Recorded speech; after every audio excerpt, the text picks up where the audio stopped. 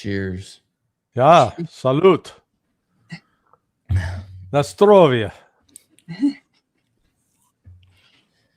Okay, let's see what that does. Little countdown. We still got some modernization to do here. Yes. Housekeeping. You guys doing a new interface? Working on it. The big money hasn't rolled in yet to do it right. All right. Yeah. Hello, everyone. It's East Calling, Yelena with you, Ryan Milton, and we're joined by our favorite guest, Larry Johnson. Yay. Today is July the 7th, and we again have very much interesting stuff to discuss. So I suggest to start with NATO summit maybe, and a little bit talk about a call that Trump and Putin recently had on July the 4th. And actually, Larry, Ryan, and our American subscribers, well, it's a little bit too late to congratulate, but still I congratulate you with July the 4th. And Larry, you wrote a really extraordinary article about Charles Thompson. Yes, that was very interesting to know. We even reposted that. So yeah, I've been able to dig out some additional details. For those that don't know what we're talking about, my fifth great uncle. So it turns out there were 5 brothers, 1 sister. The sister, she was born in 1738. Her mother died in childbirth. So the father, John Thompson, he had 5 boys. The oldest was my 5th great grandfather, William. And so he sent at the age, William was 16 and his next youngest brother was 12. So their father put them on a boat, sent them ahead to Pennsylvania. And then he brought Charles, who was 10, and he had 2 younger brothers, 1 7, 1 5. And just before they got to shore, the father died. John Thompson died, and the 3 young boys, the 2 older boys didn't know that they were on the ship. So it took them a while to get connected. But the point was, Charles grew up to become the Secretary of the Continental Congress. He was the one that actually physically wrote the Declaration of Independence. The document that people go and see in the National Archives today, that was written by my 5th great uncle, as well as he was the first one to read the Declaration of Independence in public. And when it was initially signed on July 4th, it was signed by John Hancock and by Charles Thompson. None of the other signatories had yet signed it. That didn't take place until August 2nd. So, yeah, it was learning now that I'd wondered what had happened, and I found some additional sources that Charles actually did have a relationship with William, his older brother, but William ultimately moved away, but all of I come from good genetic material on that side of the family. These are guys back in the 1700s. They all lived to be 92, 93 years of age. And when you're having to go to an outhouse in the middle of winter and you're still able to live that long, it says something. Sorry. So you have it in your blood, literally. You have the American Revolution and the independence in your blood. Well, and Charles was known, his nickname, or he was given the name by the Delaware Indians. So he I don't know how the relationship, that's sort of another mystery, how he had this relationship with the Delaware Indians, but he advocated on their behalf they were in a court case over land, a dispute with the William Penn family. Now, Penn, we're talking, think of Elon Musk and Bill Gates. I mean, they were the thing. They were the deep state, the oligarchs. and Charles, instead of playing, I don't want to anger the rich guy, he spoke up and argued on behalf of the Indians. They won the case, surprisingly, and they called him the man who tells the truth.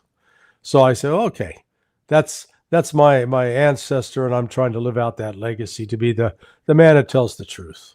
So what would you say Americans should be thinking about now that we're celebrating America 250, given everything going on in the world, economy and war? Yeah, I just want to remember back last week we were talking about, and you said people just don't get the economic implications or war and economy together. I think you said something along those lines. So what would you say people should really be focusing on, aside from the World Cup, of course? Yeah. Hey, mind your own business. Stay at home, fix your own house up, clean your own property up, make sure your own family's educated. It'd be focused internally, not externally, which doesn't mean you ignore the people around you. But, the United States has been in this obsessive, we got to intervene in everything and everywhere around the world. And in the process, we bankrupted ourselves, and we have allowed our own homes to fall into disrepair, as it were. So we need to go back to, what I think was the real vision of many of the founders of the United States, which was not to go seeking to get foreign entanglements, to get involved with foreign activities. We've got a big enough land here that we can, build upon this, improve this. Well, let me play devil's advocate a little bit more and say, isn't the problem really the Democrats and the liberals and the communists, and then, of course, really the Nazi Republicans? Aren't they the real problems? Yeah, the problem comes when we start creating what I call these artificial labels for create a villain. If you've ever gone to Hollywood to try to pitch a script, pitch a story, they always want to know who's the villain.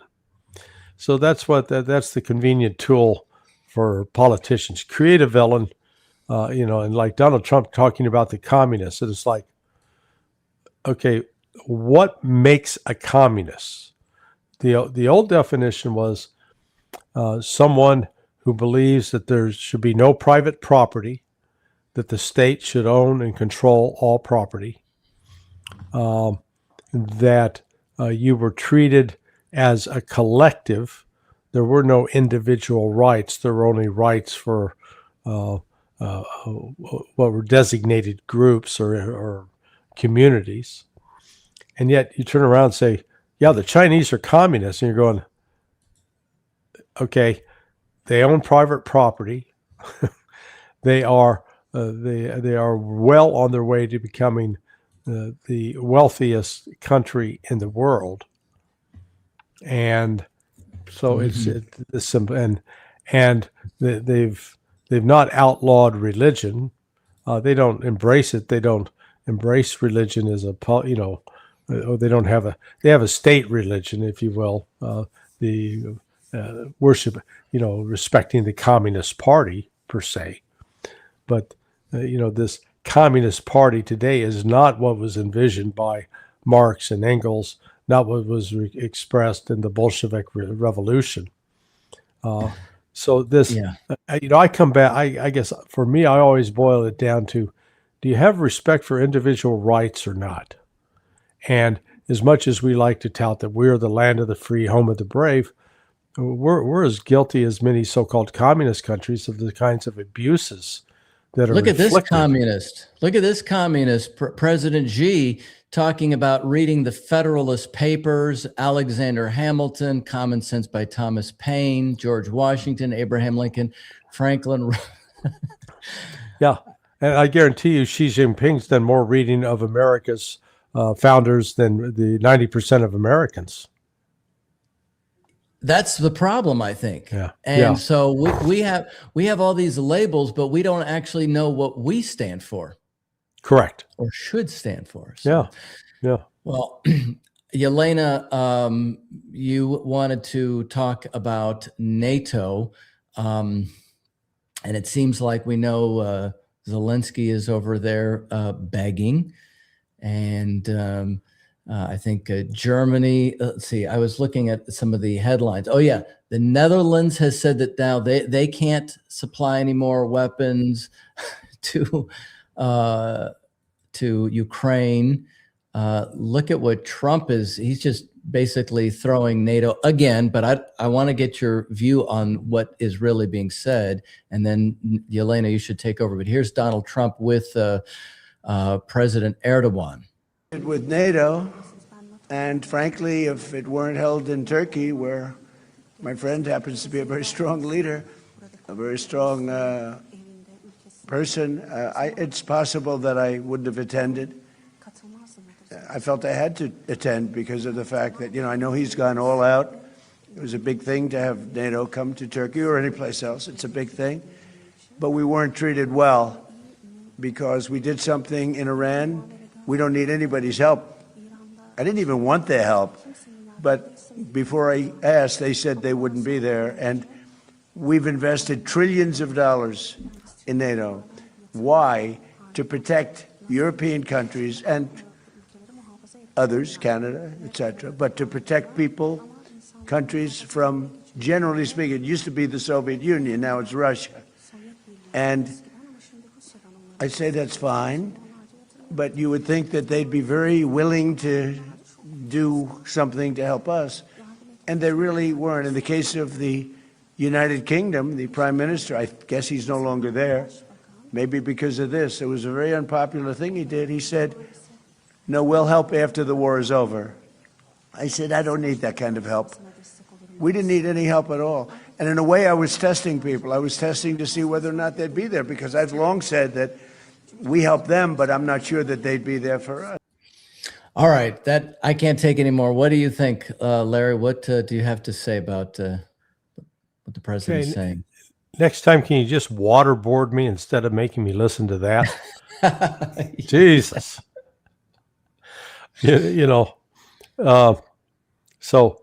Turkey didn't help out either. In fact, Turkey was reluctant. Israel, through some false flags, tried to get Turkey involved by feigning an Iranian attacks on Turkish military bases. No, this is like watching, when Barnum and Bailey started their circus, and they had a freak show. They always went out. P.T. Barnum went out and looked for freakish people. That's what we got going on here. This NATO thing is just a freak show. I was looking up, if we wanted to have some music to go along to describe what's taking place at NATO, let's pull up ABBA. Gimme, gimme, gimme, gimme, gimme. That's Zelensky. And what's hilarious about that is he's pleading for more Patriot 3 missiles, because the other day the Russians launched a missile barrage, and not a single one was actually intercepted. I mean, in the past, Zelensky claimed that they had intercepted some. They hadn't, but they'd still tell the story. But what the problem is, there are no more Patriot missiles to give. Lockheed Martin can't make them now because they don't have the rare earth minerals that are required to make them. So they're out. But as Ted Postal reported more than a week ago, when he was interviewed by Danny Davis, he said the Patriot missiles in Israel, they had less than 10% effectiveness. So hell, you don't even get with a flip and a coin, you can get a 50-50 outcome. They couldn't even do that. Like 1 out of 10 would maybe hit something. So, but here's NATO gearing up to try to provoke Russia, and it remains to be seen if Trump's going to go along with it. I candidly don't know what he's going to do. He's all over the board. One hand he's talking to Putin, and Putin and him have an hour and a half conversation, but in the next breath he's talking about providing more, still providing equipment and money and intelligence to Ukraine. So, well, it's I think that Trump is on some kind of trap. On the one hand, he wants to end the conflict. Maybe it's not because of the best intentions, but it also has something to do with the ability of the US to supply ammunition. On the other hand, he is simply not allowed to, because if he says, okay, we're stopping to supply any kind of aid to Ukraine, then he will be eaten away by the same establishment in the United States. So I think he is in a trap, and what must happen to make America stop supporting Ukraine? I don't. I think it has to be really something extraordinary. And speaking of Trump's words that he was protecting Europe, NATO was protecting Europe, just today it was published that German vice chancellor accused President Trump of America disrupting German economy by starting a conflict in Iran. So it is not about idiotic decisions of European commissions that forced production out of Europe. It is not about sanctions that Europe has introduced already 21 pack of sanctions. No, but it is Trump that started his adventure against Iran. Of course, it also plays a part, but it's not the only part.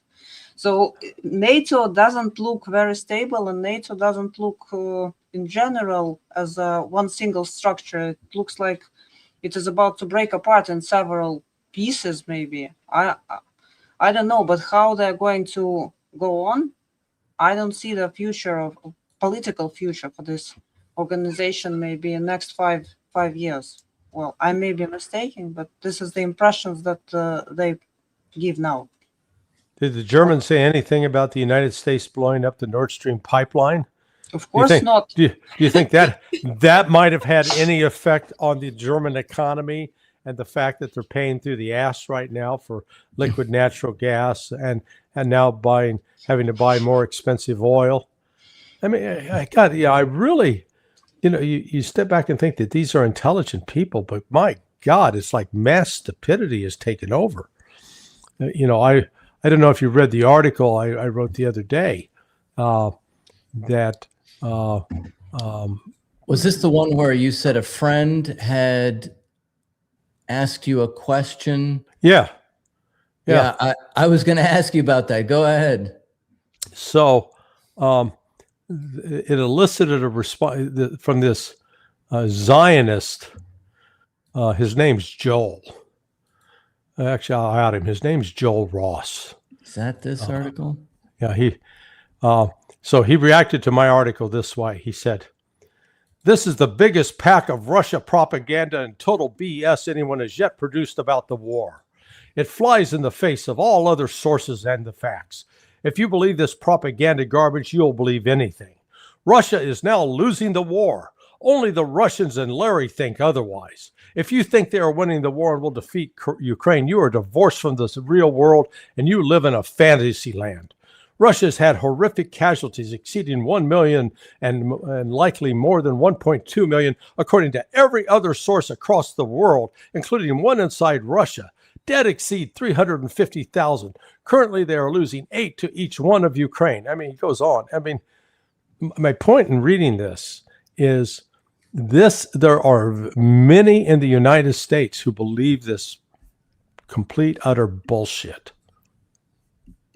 Yeah. I had a friend who he says, "Oh, well, I was trying to go through with him, and maybe you could also do that, to go through with some of what we're seeing, because Lugansk is now considered 100% Russia. Donetsk is close. There's 3 cities left? 2, Kramatorsk and Sloviansk. Okay. And these 2 cities, by the way, they're very symbolic for Russia, because it was Sloviansk and Kramatorsk exactly where Girkin, or Strelkov, as he likes to call himself, where he retreated from these 2 cities in 2014. And since then, it was considered to be one of the biggest betrayals in the Donbas conflict as such. So now Russians are returning to the place where it all has started, practically. Right. And then you also have escalations in Zaporizhia everywhere along the line, you have these escalations. So my friend said, well, it appears that Ukraine's attacks on oil refineries are working well. That's what he said. So I think we have to state it again. What's working? Because these cities are in the process of being encircled, are they not? Yeah. No, they are. So that is once they are out, they're being encircled both from they're coming. Russians are enveloping is a better way to put it. They're moving north, they're moving south, and they're moving east to west. So it is when they fall, that will mean 100% of Donetsk is now under the control of Russia.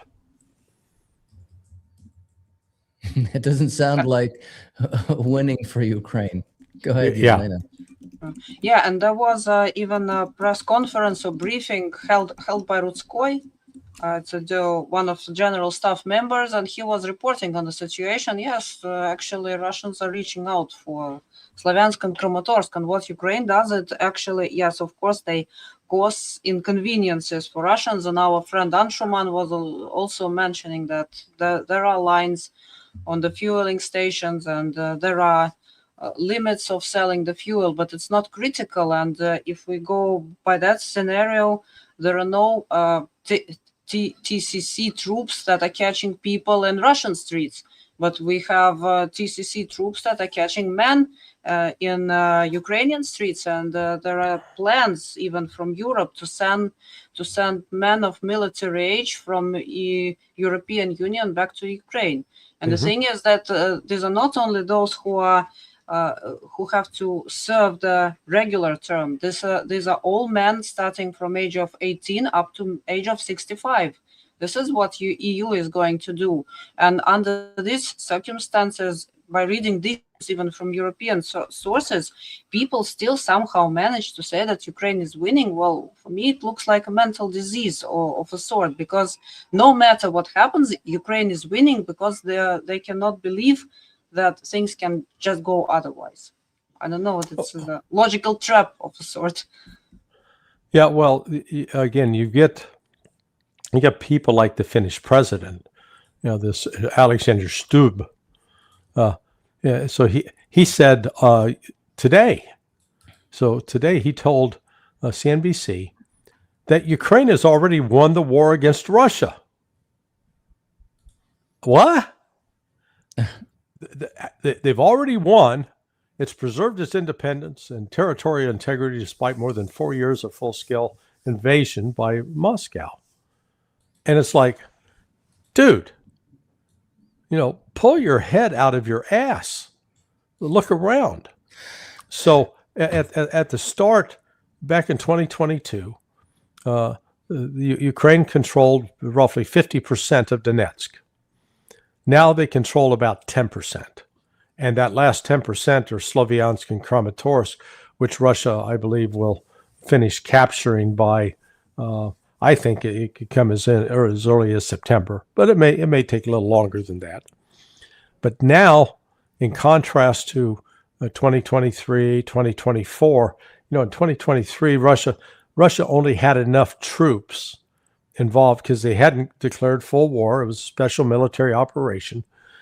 So they focused on taking Bakhmut in 2023. And then at the end of 2023, going to 2024, it was Avdiivka, followed by Pokrovsk. Well, now this year, what are they doing? They're making advances in Sumy. They're making advances in Kharkiv. They're making advances in Donetsk. They're making advances in Dnipropetrovsk, making advances in Zaporizhia, making advances in Kherson. So they're fighting now in six different fronts. They've opened up 6 different battlefronts, which is completely stretching the capabilities of Ukraine. And this is what's going to break the front line. So it's just, again, but you get this nonsense from the Finnish leaders pushing that, Russia's losing.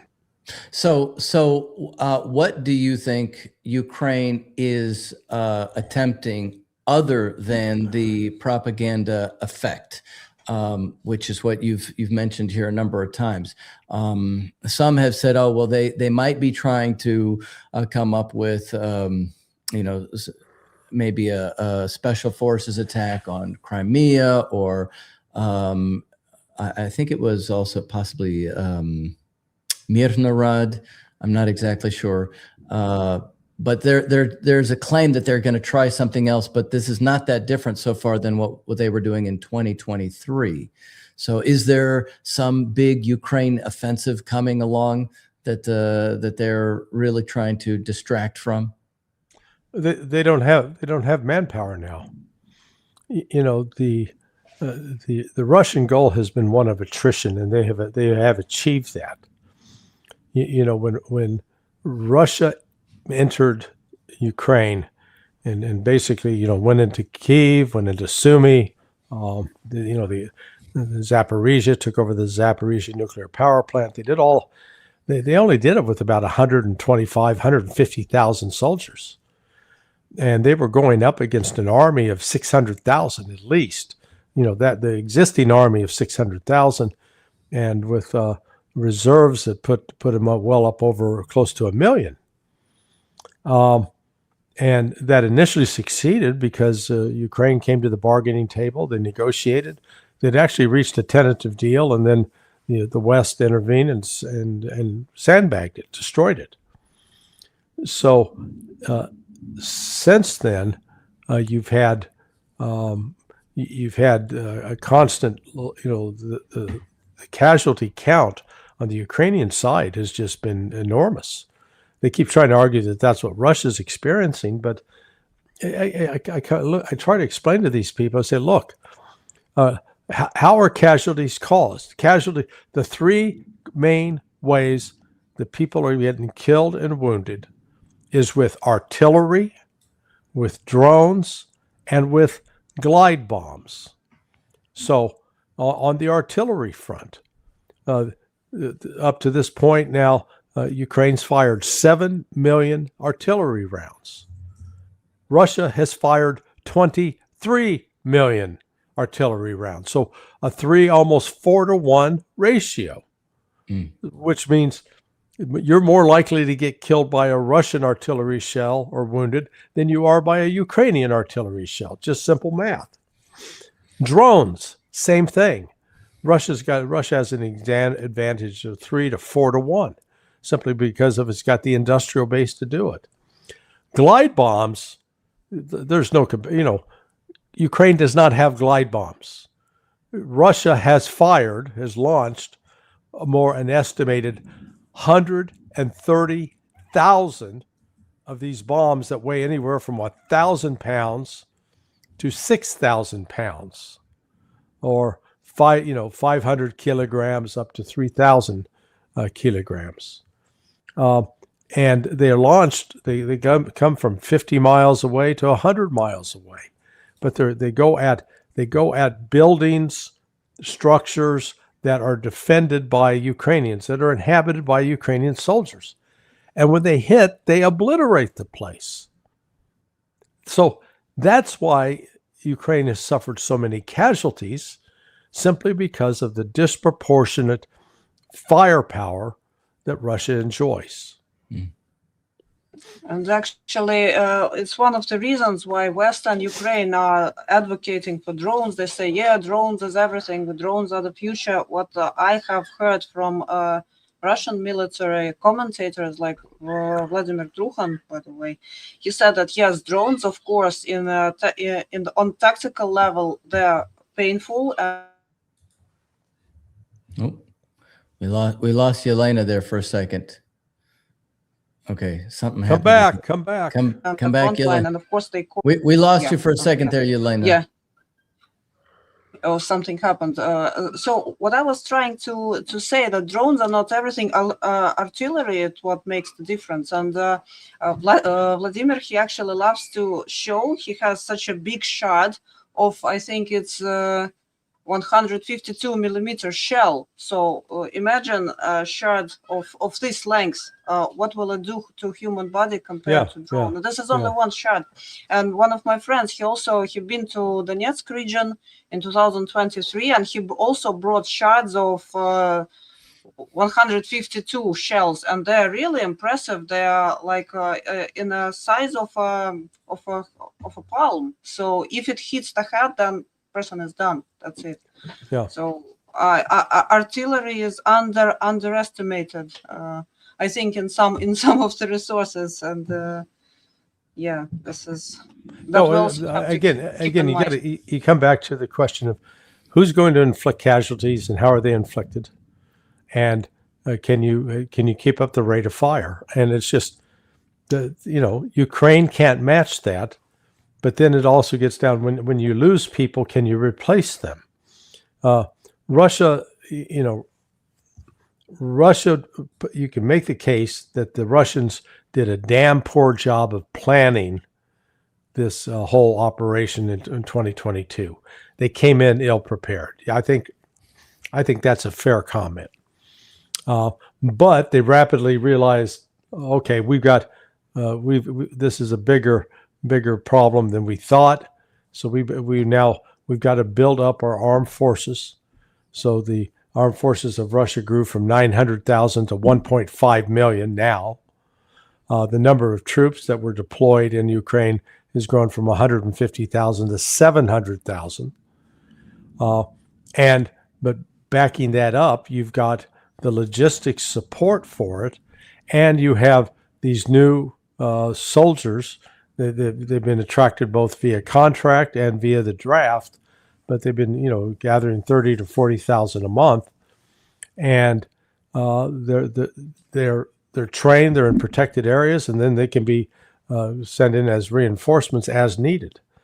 I think over this last year there have been more Russian casualties, not so many killed in action, but wounded, and again the survival rate of Russian soldiers is much greater than Ukrainians, simply because the Russians can get people off the front lines back to medical care much quicker than can the Ukrainians. And now the war has entered a really interesting phase because Russia has started destroying all the gas stations that where people could get diesel and petroleum and petrol. Regular gas. I guess from one stretch of road from Dnipro to Kharkiv, apparently there's not a single gas station. Right. I saw a video of a Ukrainian guy driving that way, and that's exactly what he said. There's nothing there. The other thing is, and I guess this was proposed by the Russian Military of Defense for yesterday, July 6th, to stop shelling, stop activity around Konstantinovka, because they're saying that the Ukrainians should pick up all of the deceased. The Ukrainians refused to pick up. And they refused. Yes, they refused. There are 13,500 of AFU privates who are laying around scattered in the basements everywhere in Konstantinovka. And the Ukrainians just wouldn't pick them up because, first of all, they will have to bury them somehow. They will have compensation to the families of the deceased, and compensations are of are in enormous amount. Yeah. And where to place them, because there were videos even back in 2023 where it was shown literally how the excavator is digging out a hole in the ground somewhere in the woods, and bodies are simply piled up there without names, without tags, without anything. So literally, like, I don't know, like animals. This is not how decent country behaves towards own citizens. Well, Larry, isn't that the case? It's the money, right? They don't want to report also the losses, but it's, I think about how Poland took back this award that they had given to Zelensky because of his wanting to award a unit that had been involved in the massacres in Poland. Now Right. you have the Czech Republic is looking at the same thing. So isn't this also just the fact that there's not really any idea of sanctity of human life in the establishment in Ukraine? Well, let's clarify that. So Zelensky and his government have they widely extol and praise Nazis or the Banderites, Stefan Bandera and his crowd, and they were directly involved back in 1943-44 in what is known as the Volyn massacre, which killed at least 100,000 Poles, men, women, and children, maybe as high as 150,000.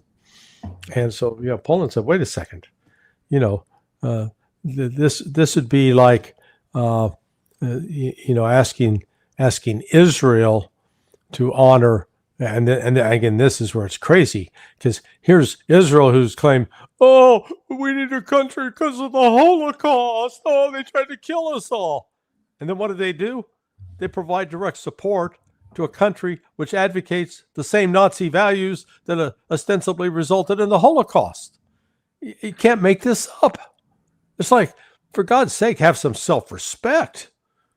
But in this regard, Poland's finally woken up and said, "Hey, no, we're not going to allow Ukraine, with its praise of these Nazis, anywhere near the EU." So it is, this gets back to the NATO meeting we were talking about at the outset. There is no foundation for consensus. It is split, and the split is growing. When we got people like Stubb of Finland, openly declaring that, "Oh, Ukraine's won the war, and that's why we're going to take nuclear weapons into our country that'll make us a big fat target for Russia," and guarantee you Russia's not going to allow that to happen. So Finland, you're going to try to start a war. I mean, I do not understand these Europeans. It would be one thing if Russia had spent the last 30 years building up its armed force, that it was constantly attacking its neighbors, that it was engaged in subversion. But the only thing it won't do is it refuses to be a bitch and get raped in prison. Russia says, "No, we are not going to allow the West to take advantage of us. You're not going to be allowed to go into Georgia and provoke a war and try to divide that country.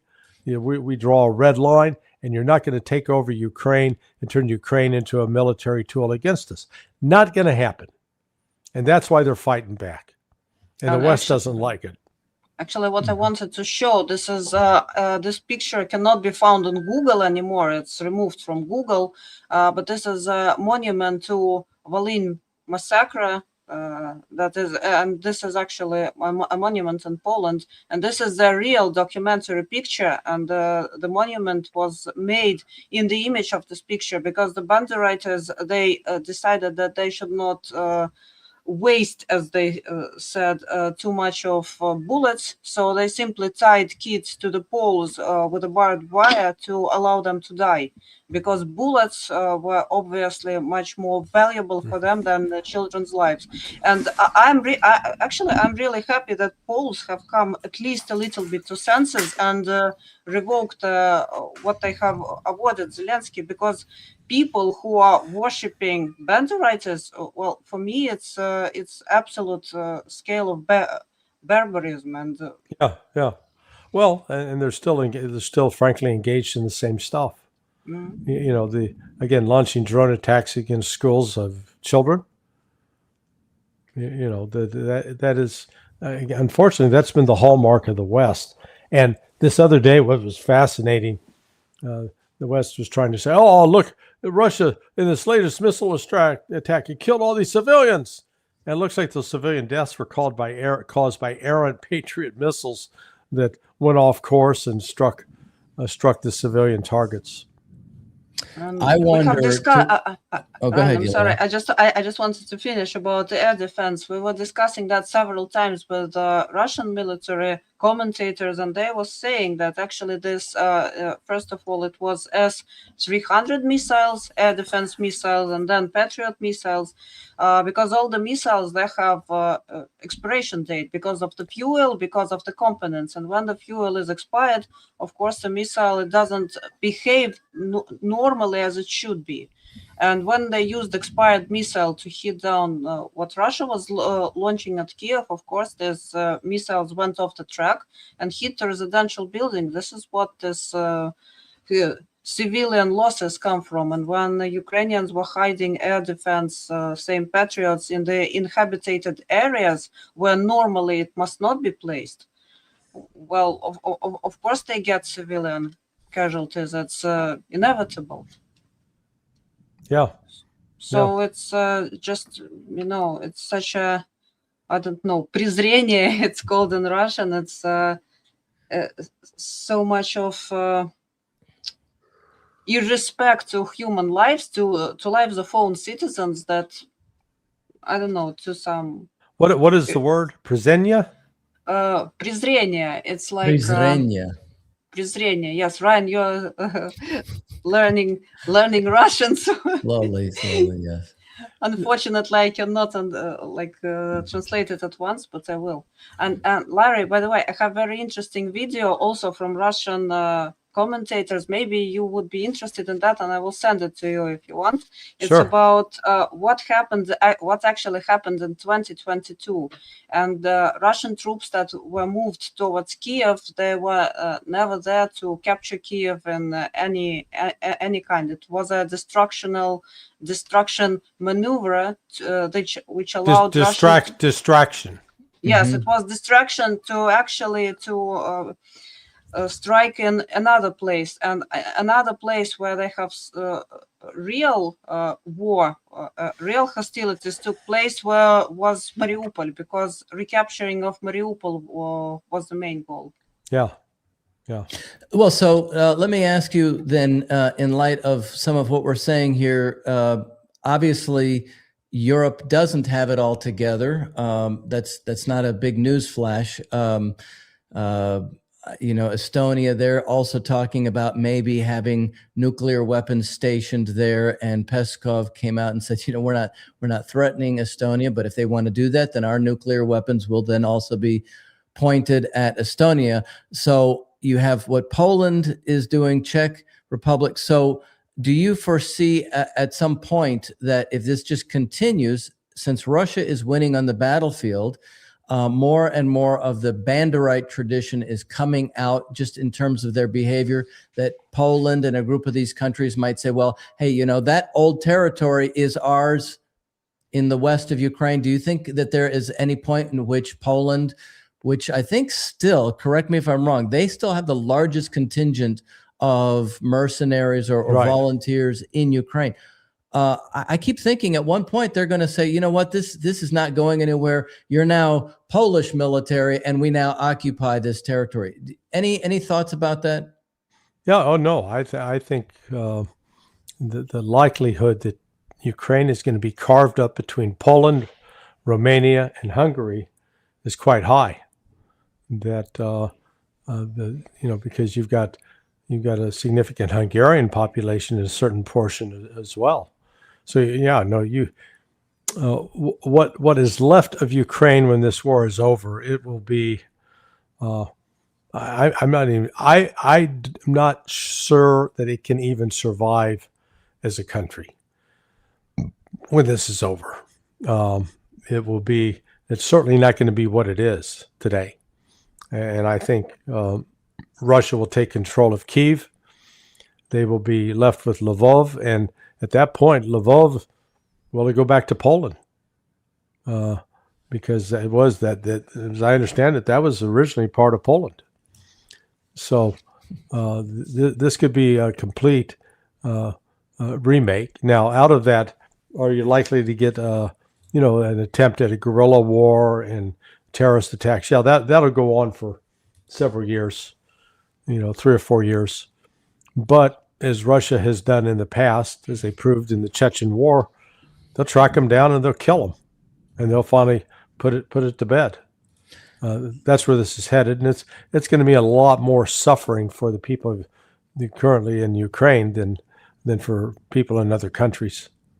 Well, one thing that Yelena and I were talking about before, speaking of other countries, is that, and I think what you're saying, this has to be addressed, addressing the war, denazification. People say, oh, that's just a talking point. I think it's real.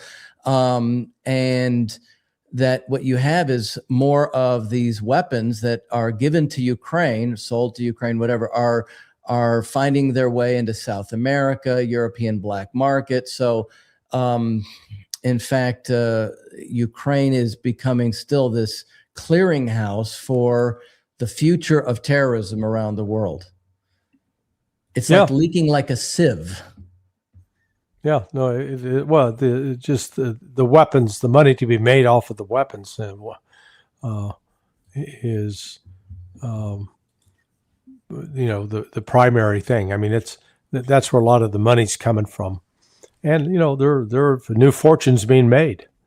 That's absolutely for sure. Now, I want to change the subject a little bit because people always say, oh, the corrupt politicians. You were talking about communism earlier, something that maybe for a 4th of July type thing, if this would ever happen in the United States or in Europe, this would probably get people's attention. But this was in BBC, and somebody had circled the number of likes on this. China has sentenced an official who was engaged in taking lots of bribes. He's been sentenced to death, 325 million in bribes. But BBC wrote a report on this, and their article just got off the charts in support. People, I think this is very interesting because they crack down hard there on corruption. Ukraine or the U.S. or even here in the United States. You can't crack down on incompetence maybe the same way here, but I was looking at how Bobby Kennedy is the most widely liked Republican in the United States. The entire Congress is completely hated in the United States. So maybe just something to what you were saying earlier, maybe we should actually start looking at what China is doing correctly. Yeah, no, it is, I'll call it the Cold War imagery that used to dominate of, the Soviet Union, where people would go, the butcher shops were vacant. There were hardly any products to buy. They made a movie with Robin Williams called Moscow on the Hudson. And again, it repeated all these stereotypes of, he comes wide-eyed as on a, Russian trip. Russians, he defects because he can't believe all the choices that are available, all the abundance and the different products. Well, that may have been the Soviet Union, but that's not Russia today, and that's not China today. And in fact, the technological edge that exists, like in Russia with Yandex, it's ubiquitous in terms of how people call a taxi or the version of Uber, and just the way the internet has taken over life. Now they've had to impose some restrictions from a security standpoint because of the way signals were being used to target people. But this world in which we used to proclaim the superiority of the United States is we got everything better, we got more of it.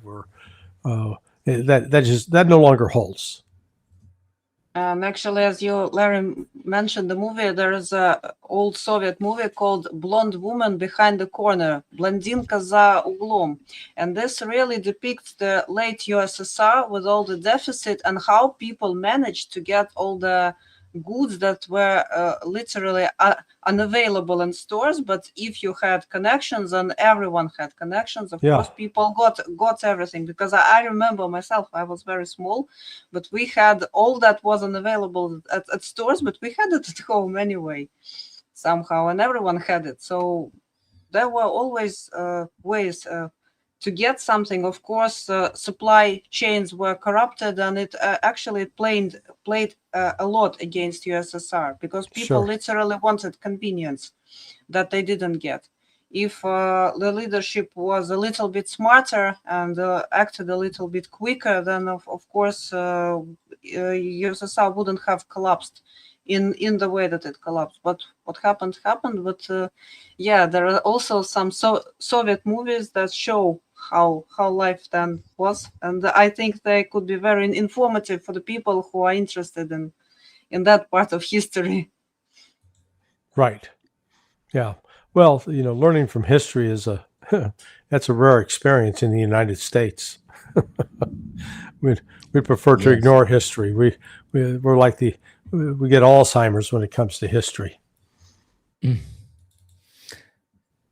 And actually, I wanted to end maybe with not such a very funny topic and with not such a optimistic topic. But what do you think is going to happen to NATO and to European Union when conflict in the Ukraine ends? Because I don't think that current elites will not be able to survive end of this meal. Yeah, no, I agree. Listen, I agree with you. I think NATO's a dead organization walking. They just don't realize it yet. Their reason for being is gone, and as they continue to provoke Russia, and Russia at some point, if the provocations continue, Russia's going to strike out. It's going to hit England or the UK and Germany are the most likely targets. And when that happens, they'll be screaming like a stuck pig, wanting everybody else to get in the fight. And you're going to see the Spaniards and the Portuguese and the Italians go, nah, not our fight. The Hungarians, they're not going to get in the middle of it. So at that point, NATO then comes apart. Well, that's good news. That's not negative. That's not unhappy news. Upbeat. Yeah. Well, we will have to survive, this phase when it all falls apart, and the phase of falling apart is not very funny. Yeah, I tell you. Right. But after, there is a silver lining, of course, when it all ends. Well, I still maintain that we may need that kind of a breakdown in the West for people to even come to their senses. I don't see. I don't think it's going to be this AI bubble that's bursting. That is a bubble, at least here in the West, Larry. And again, you have talked many times about the financial chaos. I don't see anybody actually addressing how you build a nation, invest in the nation. In China, it's always around infrastructure. Increasingly, it is in Russia, but in the United States, there's nobody talking even on this basic level today. So, we're setting ourselves up for something much worse, I think, in the economy. Yeah. So I think this week is actually, the end of this week should be a start of a crunch time, because if Trump is right about running out within 4 weeks, this is the end of that 4-week period. With the oil you're talking about. Yeah. Well, we haven't even talked. I mean, it's about time for you to go. We haven't talked about Iran. Do you have any updates that you can tell us in terms of that? Because it seems like Iran has said, we're just going to do what we're going to do, and there's nothing that the United States can do at this point. Well, Iran has fired on 2 more ships in the last 6 hours that have tried to go through the Strait of Hormuz along the Omani coast without the permission of Iran. And Iran's cracking down, saying, hey, we're dead ass serious about this. You want to come through, this is the procedure. You fill out the paperwork, you submit the application to the IRGC, and you follow the route we dictate. You don't do that, you're a fair target. So far, the United States has not responded militarily. I'll be curious. I don't think they should. but in the past they did. Right now, it doesn't look like they're ready to respond, and all this is taking place against the backdrop of the funeral for the Ayatollah Ali Khamenei. We have never had an event like this in the history of the world. Okay, let me emphasize that. We're not talking about in the 21st century or in the 20th century. I'm talking in the, since recorded history. You've never had this kind of turnout by a population to remember and commemorate the death of their leader. Yesterday, I guess the firm crowd estimate for what happened in Tehran yesterday was at least 15 million. Right now in Qom, it's estimated 4 to 5 million. So you're seeing. I mean, look at these. I'll turn the sound off here. Look at these. These are huge crowds. Oh yeah, and this is a week long or more. Yeah. They go to Qom today, Najaf tomorrow, and then on Thursday there will be a Mashhad, and you're going to see again. You'll see 4 to 5 million in Najaf in Iraq. Again, with the Shia coming in. So I think if the United States attempted any kind of military strike against Iran right now with these religious observances going on, they will go. The Iranians will reply in massive force. So they're really in no mood to be screwed with right now. So yeah, here's some more images of that. I mean, it is a big deal. The idea that that there's some kind of viable opposition that could regime change Iran, it's ludicrous. You probably have a more unified nation now than ever before. Yeah, no, I agree. Absolutely. Even Mario Nafal posted, he goes, after seeing all the images, all these people, he says, I feel lied to. We were told that the vast majority of Iranians opposed the Ayatollah. And it's just not the case. I think. All right, folks. I need to bail. Yes. Thank you very much, Larry, for your time. Thanks a lot. Yes, it was very interesting as usual. We'll see you next week. Thanks so much. Yeah, we'll get this to you next week. soon. Yes. Yeah, please, and I'll post it. Thank you very much, Larry. Bye. Thanks a lot. Take care. Bye-bye. Well, there you go. Busy week, busy days, busy times. Yes. Absolutely. A lot to discuss. And you know what? I wanted to ask you about AI bubble. You are in IT. And if you've seen yesterday, I have published a short post about AI bubble is about to explode. What do you think of that? Yeah, I mean, I think, NVIDIA has been, they've been floating out bonds to pull together more funds. They have plenty of cash on hand, but they're pulling together funds so that they can invest in the infrastructure that is needed. I tend to think that some of what they're doing is a little bit different than what the speculators are interested in. NVIDIA's sort of following the path of what China is doing. China is actually producing an infrastructure that will affect the entire country. And I think that NVIDIA is hoping to be a part of something like that here. So there's going to be something with AI. It's going to play a role, but there is huge amounts of speculation and the bubble economy that is in there. And I think that we're going to still have to change our relationship with China, which does now increasingly mean change our relationship with Russia to be able to make these things work. But we're addicted to bubbles, Yelena. .com, housing bubbles. Yes. Yeah, we're addicted to bubbles. So I think that there is going to be some element of a meltdown in the financial system. let's from call them. it, so to speak, saving the nerves of our listeners. Let's call it correction. A correction. Yes, That's like right. finance people like calling that correction.